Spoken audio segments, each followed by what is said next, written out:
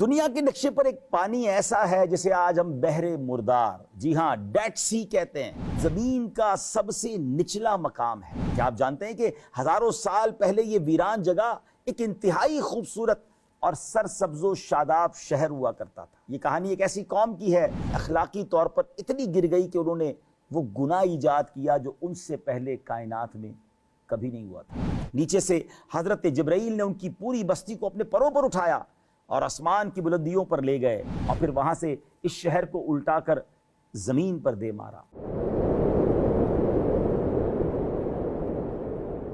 الحمدللہ رب العالمین والصلاة والسلام علی خاتم النبیین، اما بعد فاعوذ باللہ من الشیطان الرجیم، بسم اللہ الرحمن الرحیم۔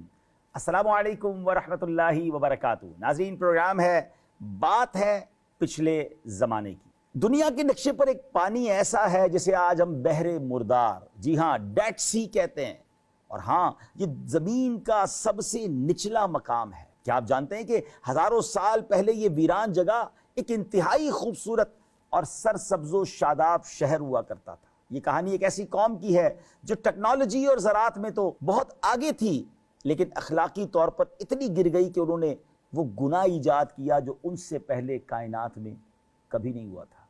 پھر ایک صبح ایسی آئی کہ جب سورج نکلنے سے پہلے پوری کی پوری بستی کو زمین سے اکھاڑ کر آسمان کی طرف اٹھایا گیا اور پھر بلندی سے نیچے الٹا پٹخ دیا گیا۔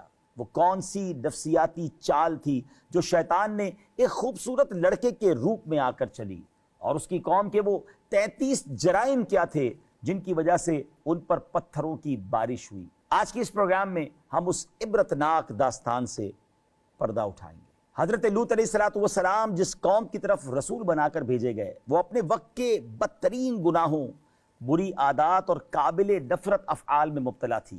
یہاں ان کے اعمال و افعال کی اب ایک فہرست سماعت کیجیے۔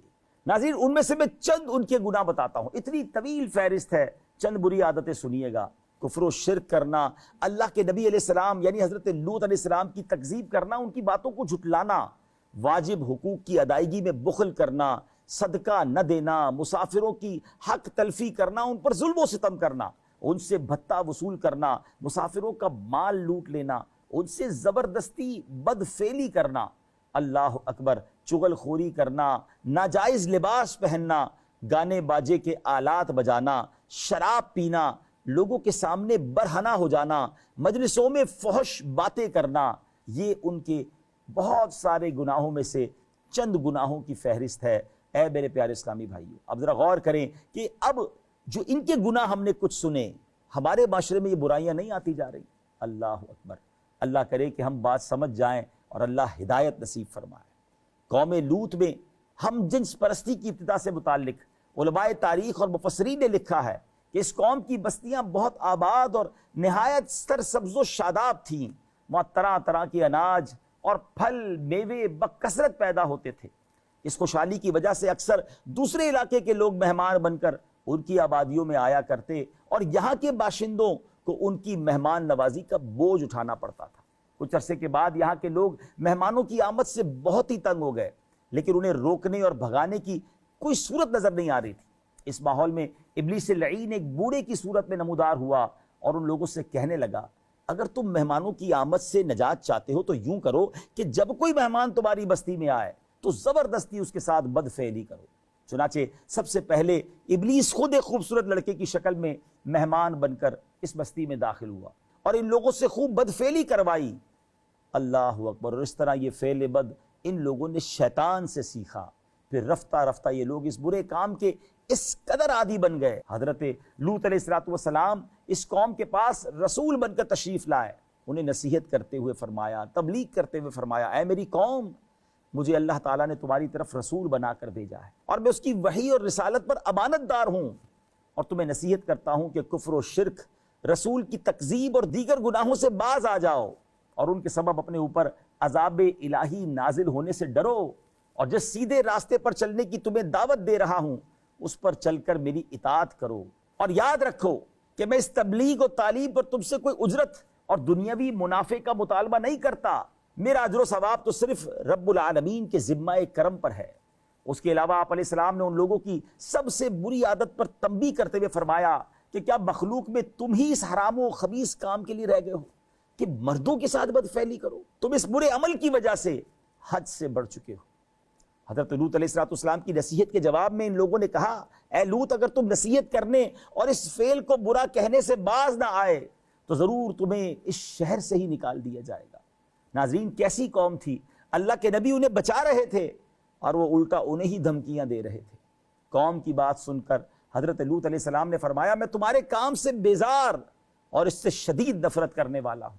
پھر آپ علیہ السلام نے اللہ کریم کی بارگاہ میں دعا کی، اے میرے رب عز و جل، مجھے اور میرے گھر والوں کو ان کے اعمال پر آنے والے عذاب سے محفوظ رکھ۔ ایک بار آپ علیہ السلام نے قوم سے فرمایا، بے شک تم بے حیائی کا وہ کام کرتے ہو جو تم سے پہلے دنیا بھر میں کسی نے نہیں کیا۔ کیا تم مردوں سے بدفعلی کرتے ہو اور راہگیروں کو قتل کر کے اور ان کے مال لوٹ کر لوگوں کا راستہ کاٹتے ہو اور اپنی مجلسوں میں برے کام اور بری باتیں کرنے کو آتے ہو؟ تم ان سے باز آ جاؤ ورنہ عذاب الہی تمہیں اپنی گرفت میں لے لے گا۔ اس کے جواب میں قوم نے مذاق اڑانے کے طور پر کہا، اگر تم اس بات میں سچے ہو کہ افعال کبھی اور ایسا کرنے والے پر عذاب نازل ہوگا تو پھر اللہ کا عذاب ہم پر لے آؤ۔ حضرت لوط علیہ السلام نے جب دیکھا اور اس قوم کے راہ راست پر آنے کی کوئی امید نہ رہی تو اب آپ نے اللہ کی بارگاہ میں عرض کی، جو وہ عرض کی وہ قرآن میں موجود ہے۔ آئیے سنتے ہیں۔ قال رب انصرنی علی القوم المفسدین۔ لوط نے عرض کی، اے میرے رب، ان فسادی لوگوں کے مقابلے میں میری مدد فرما۔ حضرت لوط علیہ السلام کی قوم ہمیشہ کے لیے عذاب میں مبتلا ہوئی، یعنی ان کا دنیاوی عذاب برزخی عذاب سے اور برزخی عذاب اخروی عذاب سے ملا ہوا ہے، لہذا نفس عذاب دائمی اور قائم ہے، یعنی یہ مسلسل عذاب میں ہے۔ اللہ اکبر! کیا فرماتا ہے قرآن اس بارے میں؟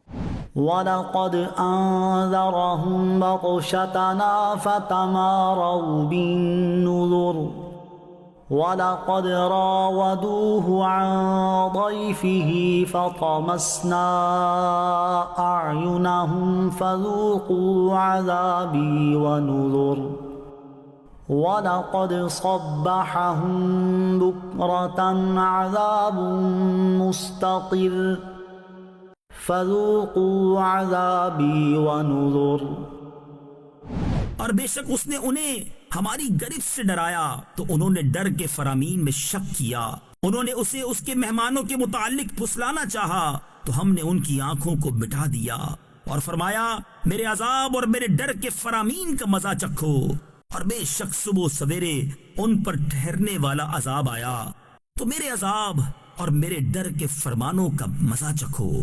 قوم لوط کی بستیوں کی تباہی اور بربادی کی واضح نشانیاں بعد میں آنے والے لوگوں کے لیے بطور عبرت باقی رکھی گئیں۔ حضرت عبداللہ بن عباس رضی اللہ تعالیٰ عنہما فرماتے ہیں، وہ روشن نشانی حضرت لوط علیہ السلام کی قوم کے ویران مکان ہیں، اور یہی قول زیادہ واضح ہے کیونکہ قرآن پاک میں ان بستیوں کے اہل عرب کے راستوں پر واقع ہونے کا ذکر کیا گیا ہے۔ قوم لوط کی بستیاں آج بھی اردن کے علاقے میں ایک عجیب و غریب پانی کی صورت میں موجود ہیں، جس میں کوئی جانور، مینڈک، مچھلی وغیرہ زندہ نہیں رہ سکتی، اسی لیے اسے بحر مردار کہا جاتا ہے، ڈیڈ سی کہا جاتا ہے۔ نیز ان آیات سے ایک بات یہ بھی معلوم ہوئی کہ ایمان اور دین، عقل اور فراست اللہ تعالیٰ کی بہت بڑی نعمت ہے، کیونکہ اس سے تقوی اور طہارت نصیب ہوتی ہے۔ بے عقل، غافل اور کافر ایسے واقعات کو اتفاقی یا آسمانی تاثیرات سے مانتا ہے۔ آج بھی دیکھا جا رہا ہے کہ عقل مند مومن جو ہوتا ہے نا، وہ ایسے واقعات کو مخلوق کی بد عملی کا نتیجہ جان کر اللہ تعالیٰ سے ڈرتا ہے اور بندگی کا راستہ اختیار کرتا ہے، اور کچھ لوگ اس کو سائنسی توجیہ کے ذریعے بیان کر رہے ہوتے ہیں۔ تو بہرحال ناظرین، یہ واقعہ ہم سب کے لیے ایک زبردست عبرت کا سامان ہے۔ ڈیڈ سی آج بھی پکار پکار کر کہہ رہا ہے کہ جب رب ناراض ہو جاتا ہے، اللہ کا عذاب آتا ہے تو بستیاں ویران ہو جاتی ہیں، چلتے معاملے برباد ہو جاتے ہیں، اور پھر صرف عبرت کی نشانی باقی رہ جاتی ہے، داستان ختم ہو جاتی ہے، نام لینے والا کوئی نہیں بچتا ہے۔ تو ناظرین، آئیے ہم بھی توبہ کریں، اپنے برے افعال سے توبہ کریں اور اللہ والوں کے راستے پر چلنے والے بن جائیں۔ آمین بجاہ النبی الامین صلی اللہ تعالی علیہ وسلم۔